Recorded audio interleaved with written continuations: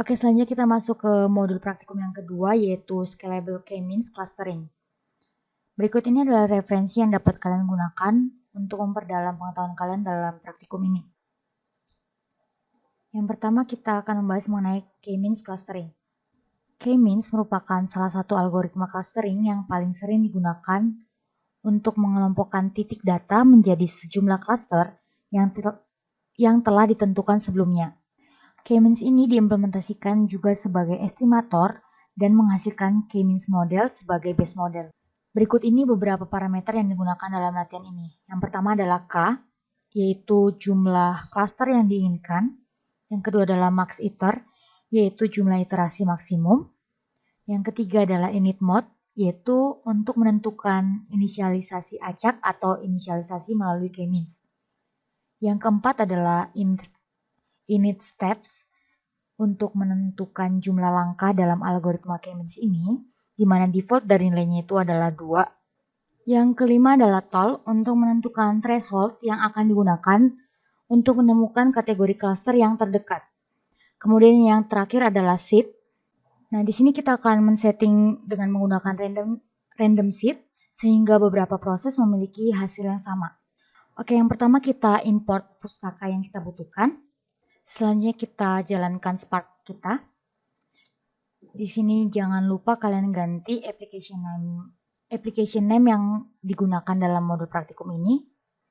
Berikut ini adalah contoh untuk K-means clustering dengan menggunakan synthetic data.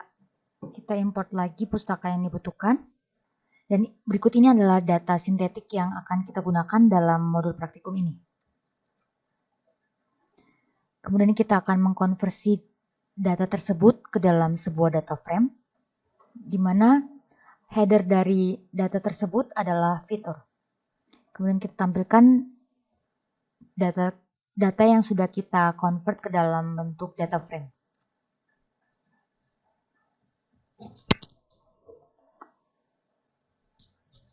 Selanjutnya di sini kita inisialisasikan juga variabel K-means. Di sini untuk K-means ini untuk menampung fungsi K-means, di mana kita set jumlah cluster yang akan kita gunakan adalah 2, dan juga seed yang kita gunakan di sini adalah 1. Kemudian kita inisialisasikan variabel models. Variabel model ini akan menampung model dari data yang sudah kita convert ke dalam bentuk data frame. Kemudian kita inisialisasikan juga variabel centers, di mana centers ini menampung cluster center dari model yang kita definisikan sebelumnya. Di sini bisa kita periksa lagi panjang dari centernya. Karena tadi kan center yang kita gunakan kan di sini adalah 2. Jadi harusnya di sini tuh nilainya 2. Oke? Kemudian kita akan menampilkan titik pusat atau centroid dari data kita. Di sini kita gunakan fungsi cluster centers. Dan kita akan menampilkan titik pusat dari model yang sudah kita buat. Ini adalah centroid yang kita miliki dalam praktikum ini. Selanjutnya kita inisialisasikan lagi variabel transform. Dan kita gunakan fungsi transform untuk variabel ini.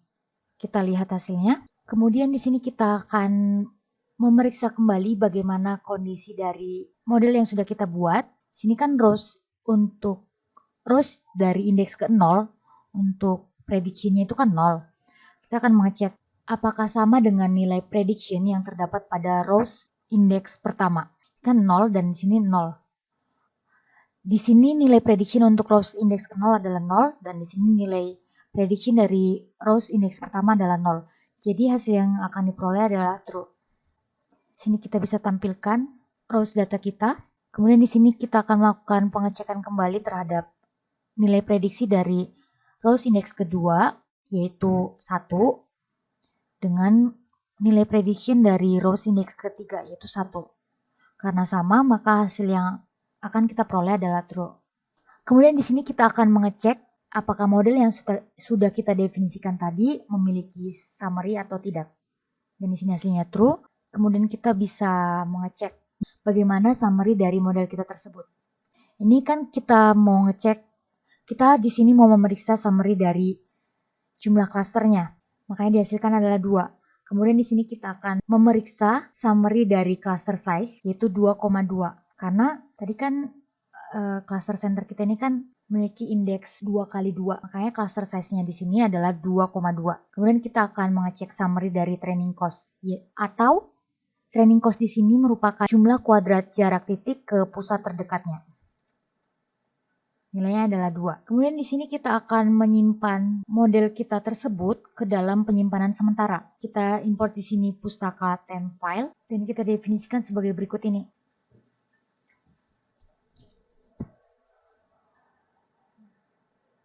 Selanjutnya kita akan mengkonversi data ke dalam bentuk vektor. Tapi data yang kita miliki di sini itu adalah data yang berasal dari external file. Kita di sini load data kita, yaitu iris data. Kemudian kita bisa lihat bagaimana data kita. Oke. Selanjutnya kita akan melihat bagaimana summary statistik dari data yang kita gunakan untuk latihan ini.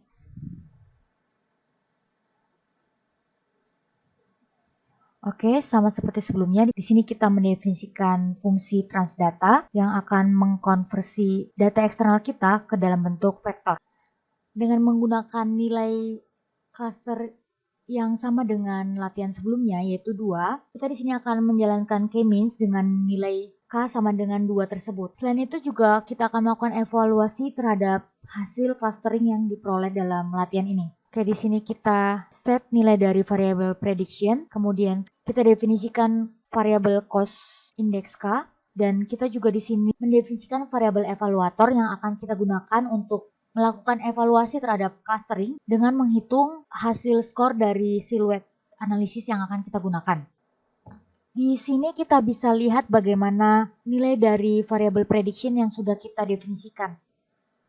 Berikut ini adalah nilai prediction dari masing-masing fitur yang terdapat dalam data kita. Kemudian di sini kita akan memplotkan cost terhadap K. Cost yang dimaksud di sini merupakan jumlah kuadrat jarak titik ke pusat terdekatnya. Jadi semakin kecil cost yang dimiliki, maka semakin baiklah hasilnya. Nah, di sini kita dapat melihat bahwa ukuran cost menyimpang atau bias kepada nilai K yang lebih besar. Ya kan, kita bisa lihat di sini bagaimana cost yang diperoleh terhadap masing-masing K yang ada di dalam plot ini. Selanjutnya kita akan plotkan matriks terhadap K. Di sini sumbu Y merupakan skor siluet dari model kita, dan kita bisa lihat bahwa ukuran biaya ini bias ke K yang lebih kecil.